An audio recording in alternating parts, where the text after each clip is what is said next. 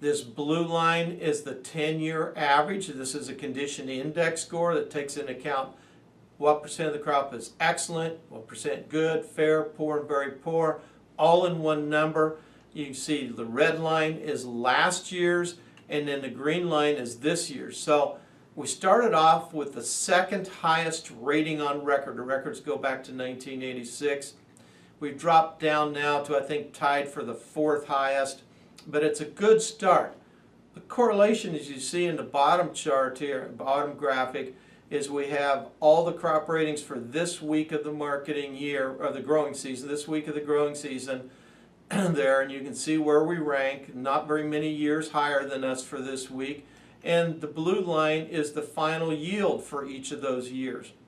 And so you can see if you go through there that the correlation between early crop ratings and yield, final yield, is really very poor. A good start's better than a bad start, but the correlation's pretty poor. As we look at global supplies, I'm going to go this chart first.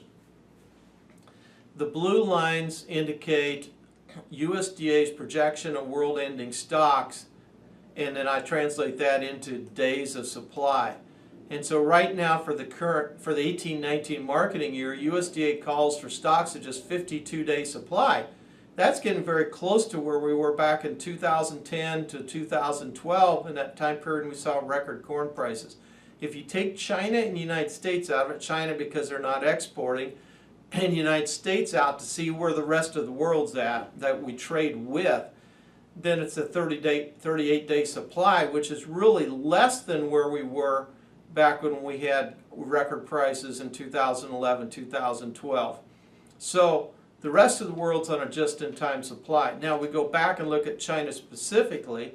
Here again, USDA numbers, under accounting for the size of the reserve, but these are USDA numbers to keep apples to apples here.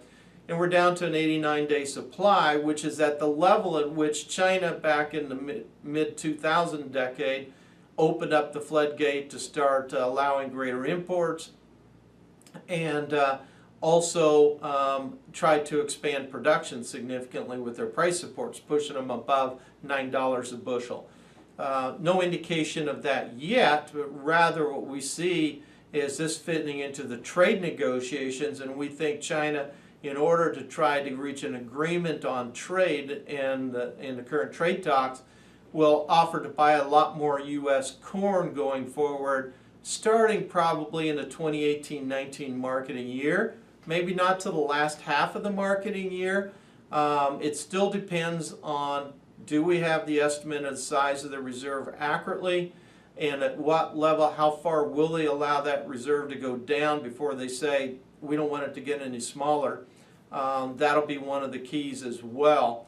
But right now I'm looking at China have to significantly start increasing imports of corn and or ethanol at some point in the 2018-19 marketing year.